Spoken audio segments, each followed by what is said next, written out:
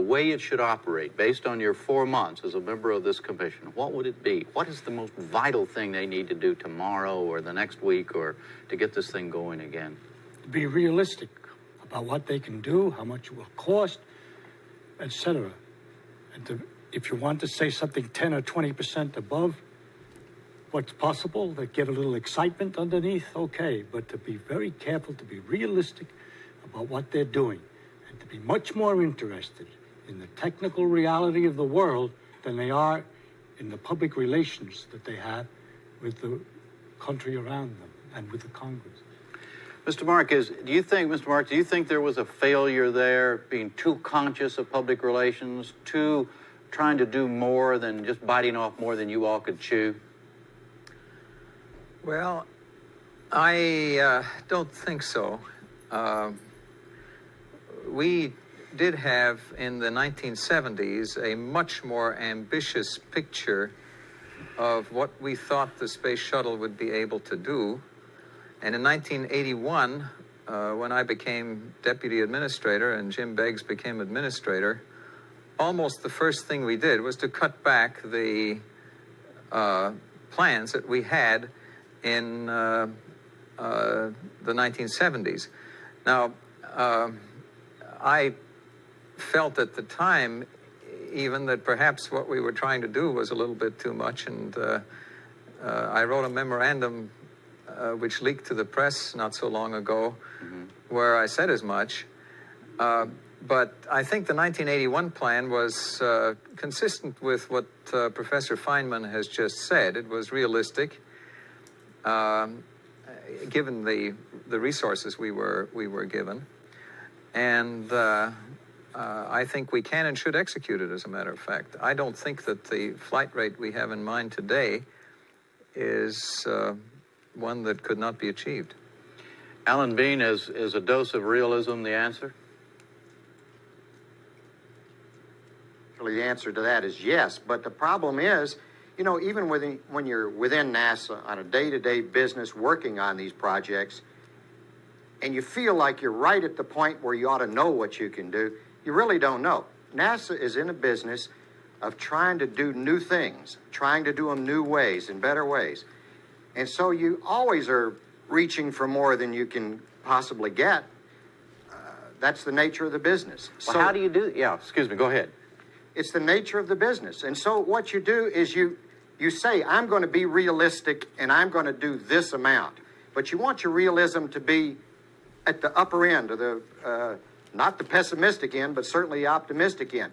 And historically, if I've gone back and looked what we said we were going to do over the years, and we always said we were going to do more than we could do, yet I think that's a necessary ingredient in getting where we are. Nobody would ever believe we could do the things 25 years ago that we did this 25 years, as Joe Loftus, Johnson Space Center said recently. And I think that was because we tried to do more. You know, we were going to go to the moon 2 or 3 more times than we actually did. We were going to come down in a paraglider in Gemini.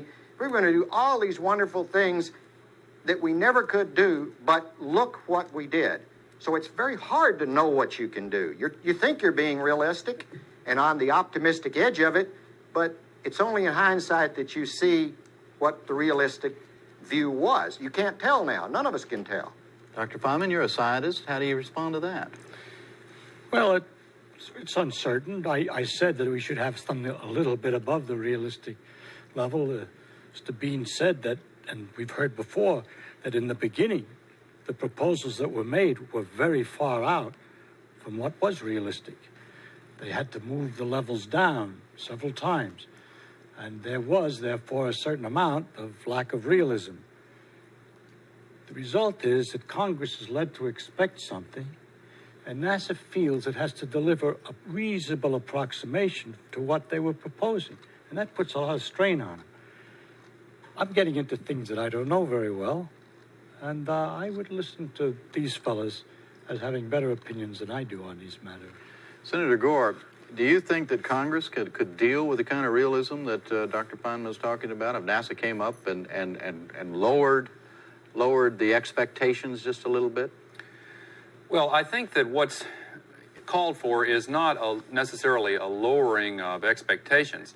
We need to set our sights high, but be realistic about what resources are devoted to achieving the benchmarks along the way toward whatever goal that we set.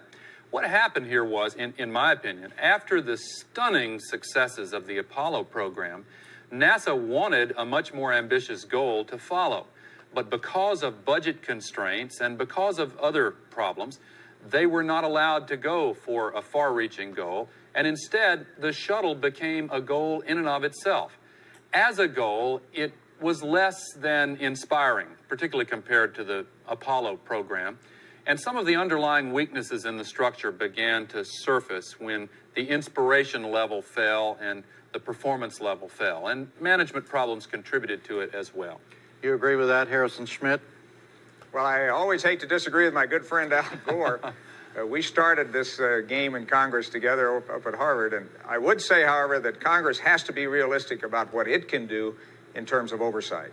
Back in 78 and 79, when I was on and later chaired the same committee that Senator Gore, or subcommittee Senator Gore sits upon, we knew that there were problems in the shuttle program. As a matter of fact, it was obvious to me, and I think to many others, that unless the shuttle program got a big dose of new money, it was never going to launch. The first launch of the Columbia was fiction.